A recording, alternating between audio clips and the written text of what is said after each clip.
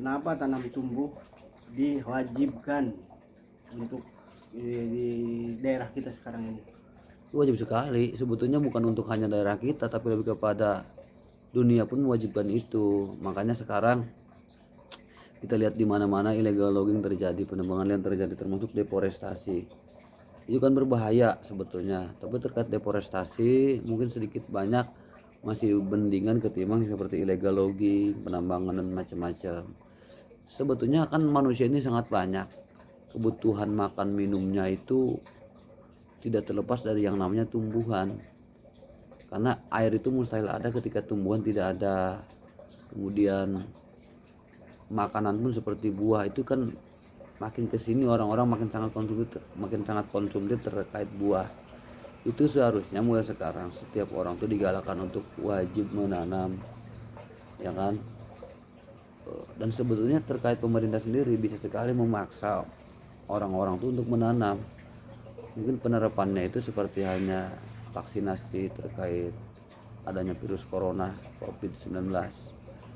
Orang bicara virus corona itu berbahaya. Bagi saya, yang namanya pemanasan global atau global warming itu lebih berbahaya, karena dengan adanya global warming, ketika tanam tumbuh berkurang hingga airnya panas dunia di mana-mana, itu konsekuensinya yang pertama kutub akan mencair, yang kedua lapisan ozon pun akan terjadi rengkahan atau bolong-bolong sehingga sinar matahari tidak lagi dapat difilter sehingga akan mampu menembus bumi. Yang konsekuensinya seperti tadi, lapisan es yang ada di kutub utara mencair hingga menimbulkan volume air laut meningkat. Artinya karena ada wilayah terendam tuh banyak karena air laut yang meningkat. Yang berikutnya adalah bahayanya sinar matahari karena tidak lagi terfilter oleh ozon, sehingga panas pun akan lebih meningkat dan bisa saja menyebabkan kanker kulit pada manusia. Jadi maunya saya ini sebetulnya terkait kewajiban tanam menanam itu dibuat seperti halnya vaksinasi COVID-19, di mana setiap orang harus punya kartu tanaman tumbuhan. Jadi apabila orang tidak punya kartu tersebut, berarti orang tersebut belum tanam menanam. Maksudnya minimal pemerintah mewajibkan kepada setiap orang tuh minimal 2-3 pohon yang ditanam hingga akhirnya terbitlah kartu tanam menanam tadi. Yang apabila belum punya kartu tanam menanam tadi, maka orang-orang dilarang bepergian jauh atau ke mall atau naik pesawat atau keluar provinsi bahkan keluar negeri. Itu saya pikir akan sangat maksimal terkait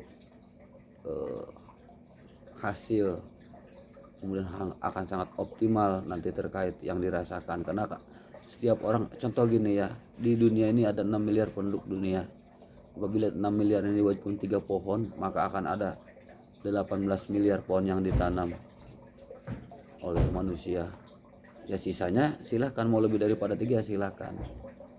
Artinya saya pikir penghijauan di sini akan sangat maksimal, karena orang akan merasa terlarang bepergian dan memang dia akan terkekang ketika dia tidak menanam.